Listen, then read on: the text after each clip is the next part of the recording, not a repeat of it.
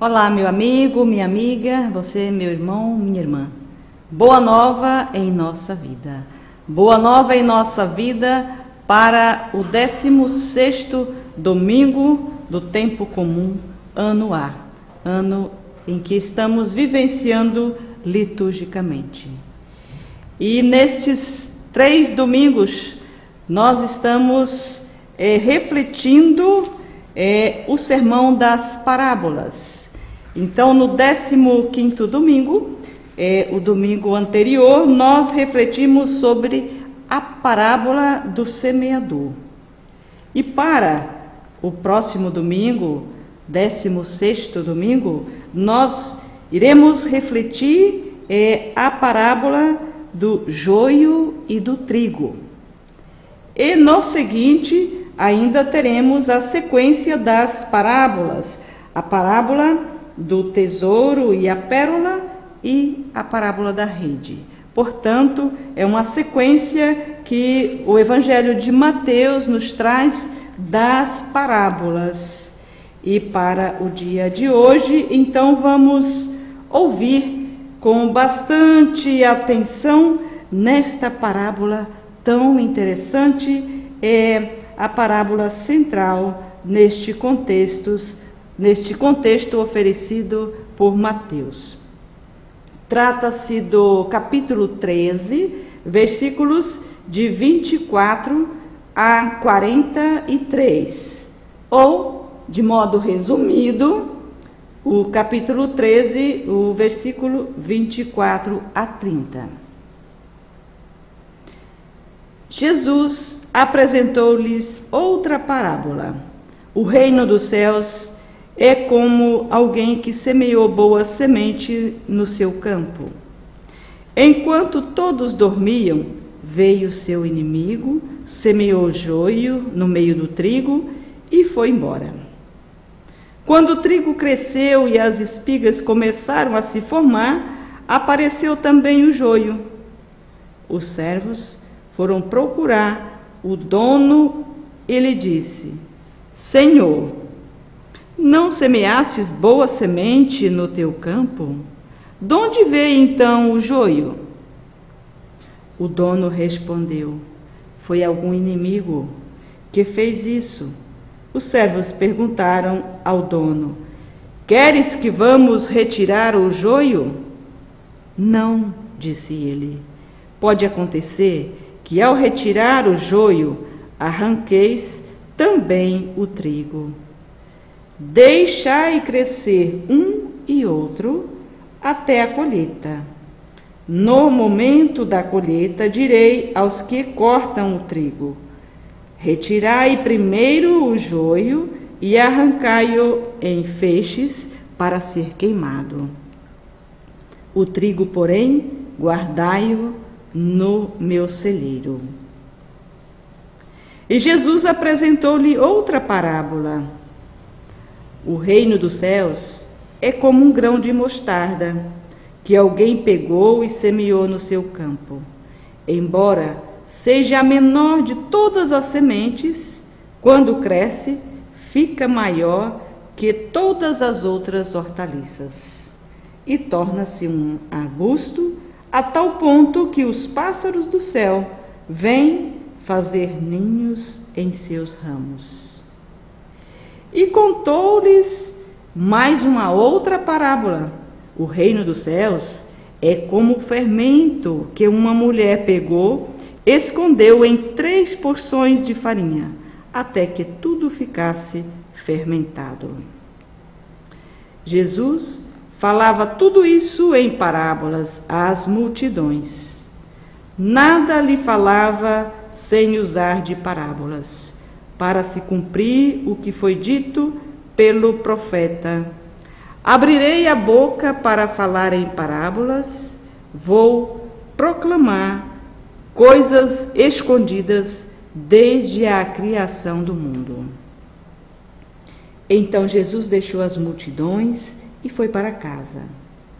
Seus discípulos aproximaram-se e disseram: explica-nos a parábola do joio. Ele respondeu: aquele que semeia a boa semente é o Filho do Homem. O campo é o mundo. A boa semente são os que pertencem ao reino. O joio são os que pertencem ao maligno. O inimigo que semeou o joio é o diabo. A colheita é o fim dos tempos. Os que cortam o trigo são os anjos. Como o joio é retirado e queimado no fogo, assim também acontecerá no fim dos tempos. O Filho do Homem enviará seus anjos e eles retirarão do seu reino toda causa de pecado e os que praticam o mal. Depois serão jogados na fornalha de fogo. Ali haverá choro e ranger de dentes. Então os justos brilharão como o sol no reino de seu Pai. Quem tem ouvido, ouça. Como é interessante percebermos, é o final dos textos indicados para a nossa meditação.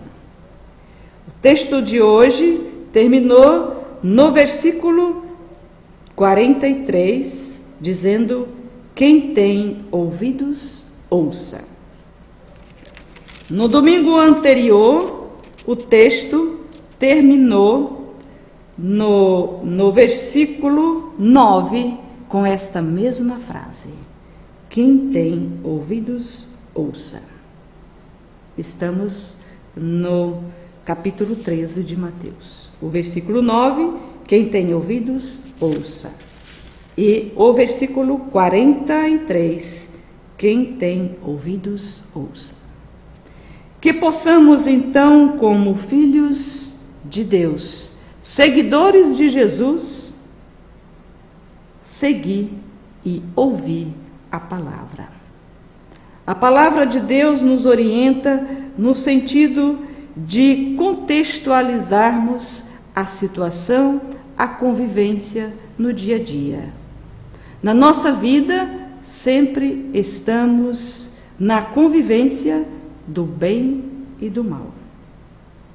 E Jesus fala em parábolas, mas os discípulos pedem a explicação e Jesus dá a explicação aos discípulos. E esta explicação acabamos de ouvir.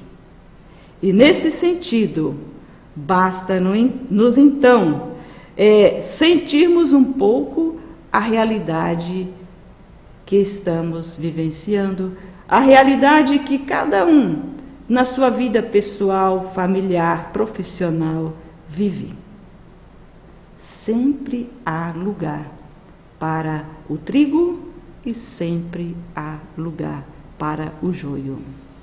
E muitas vezes nós preocupamos em retirar o joio, mas a parábola nos mostra que é preciso deixar Deus ser Deus, e só Ele pode julgar, e só Ele sabe a hora de retirar o mal. Mas é interessante perceber que, no fim, a própria explicação da parábola disse que ali haverá choro e ranger de dentes. Para o trigo, para os que praticam o bem, com certeza haverá alegria e haverá vida plena, como Deus quer para todos. Mas para os injustos, aqueles que semeiam o mal, haverá não a vida plena, mas o choro e ranger de dentes. Sofrimento, isto significa. E a vida plena significa a vida próxima de Jesus, a vida do seu reino. E Ele quer esta vida plena para todos, mas é preciso que todos nós saibamos distinguir e não praticar as injustiças, a corrupção tão presente no nosso meio. Que essas sementes da injustiça e da corrupção, podemos dizer, são hoje o joio em nossas vidas. E a parábola, ou este texto, nos quer orientarmos para que não deixamos sermos corrompidos por essa situação, mas que a justiça, o bem para todos possam ser praticados pelos seguidores de Jesus. No contexto desta parábola, nós podemos perceber que no tempo de Jesus, as lideranças políticos religiosas viviam em conflitos com a proposta de Jesus, que era vida plena para todos. E hoje, o reino de Deus, a mensagem de Jesus, a boa nova em nossa vida, também vive em conflitos com a sociedade, onde reina um sistema injusto e corrupto. Deixemos Deus ser Deus, para que Ele possa, no tempo certo, retirar o joio, ser queimado, e que o trigo floresça e dê frutos, e que esses frutos continuem dando suas sementes, e que essas sementes nós possamos ter a alegria de nos alimentarmos com a boa nova em nossa vida, que é a mensagem de Jesus. Nesta mensagem nós podemos perceber 5 pontos, 5 momentos em que a parábola nos orienta e nos mostra. A parábola mostra a fé e a incredulidade que crescem juntos. Para os que creem, é possível acreditar que o trigo brotará e dará frutos. Para os que não creem, é impossível. Portanto, nós podemos perceber que o inimigo do reino é a incredulidade, é a não confiança em Jesus, portanto, o não seguimento de Jesus. O segundo ponto, nós podemos perceber que Deus cresce, ou o seu reino cresce visivelmente na vida dos que nele acreditam. As sementes cresceram. O reino de Deus se apresenta de forma revolucionária, não pacífico, mas revolucionário para que haja vida. E nesta situação, Jesus sempre revelava o seu reino que nunca foi compatível com o reinado do mundo. Portanto, a dinâmica do reino de Deus, ainda hoje, é a dinâmica do seu reino na história. E nós, todos os seguidores de Jesus, estamos nesta história.